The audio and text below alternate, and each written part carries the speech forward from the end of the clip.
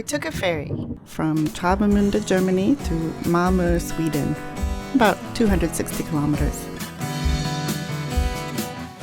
Narrowly escaping the trouble lane, we continued on our way 800 kilometers north to Fyllesnes. We also narrowly avoided Norway.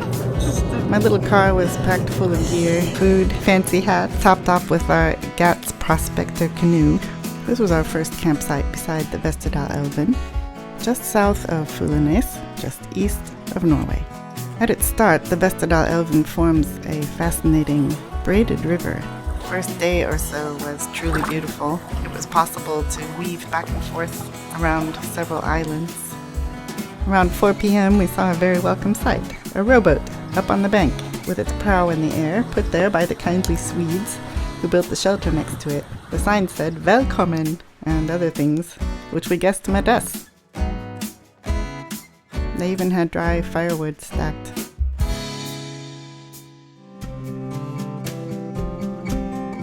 There were times when it was very easy to lay back and relax.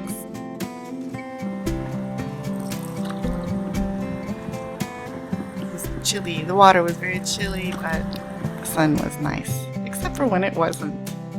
It rained on us a few times. And sunny days were used to dry everything out again.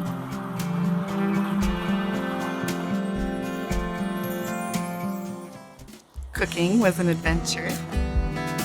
Mosquitoes actually weren't that bad.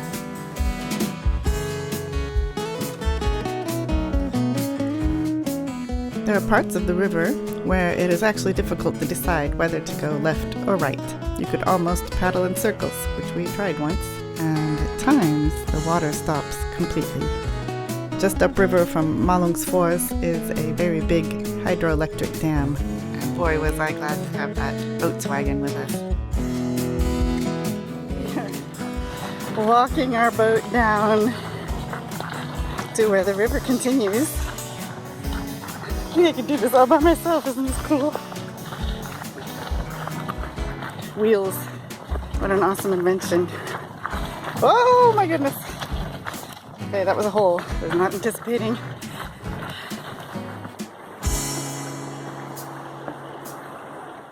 At the end of the portage, we actually found a really nice place to camp. We made a lovely dinner. We picked some wild raspberries. And the next morning we took off again.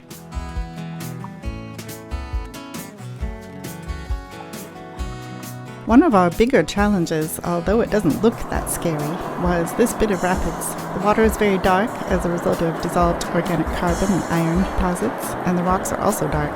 We had to walk in the water, feeling our way over and around the boulders, and line the boat down these rapids.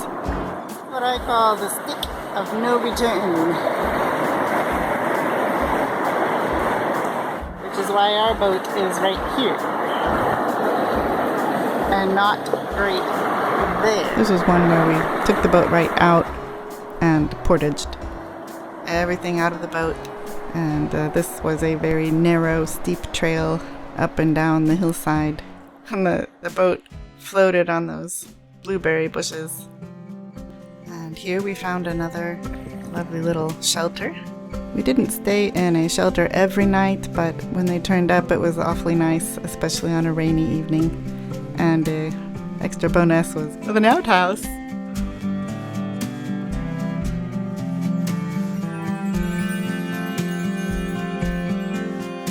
For lunch we always picked out a nice bank in the flowers and the sun and had our snacks.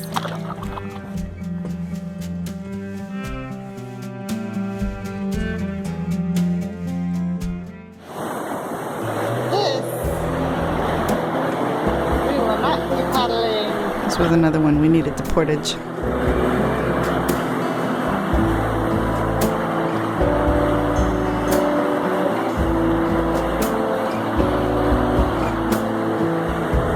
An open canoe doesn't do very well on white water.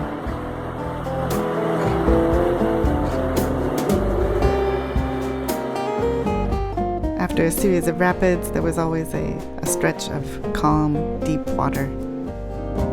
Just like life.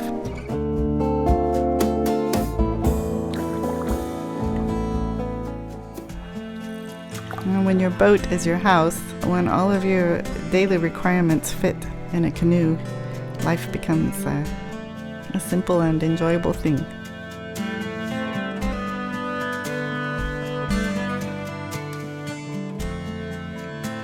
Here it says, all visitors are welcome. Oh, and this is the best outhouse ever. In Epplebowl, we left the river. Altogether, we spent 8 days, paddling about 130 kilometers. We saw plenty of northern flora,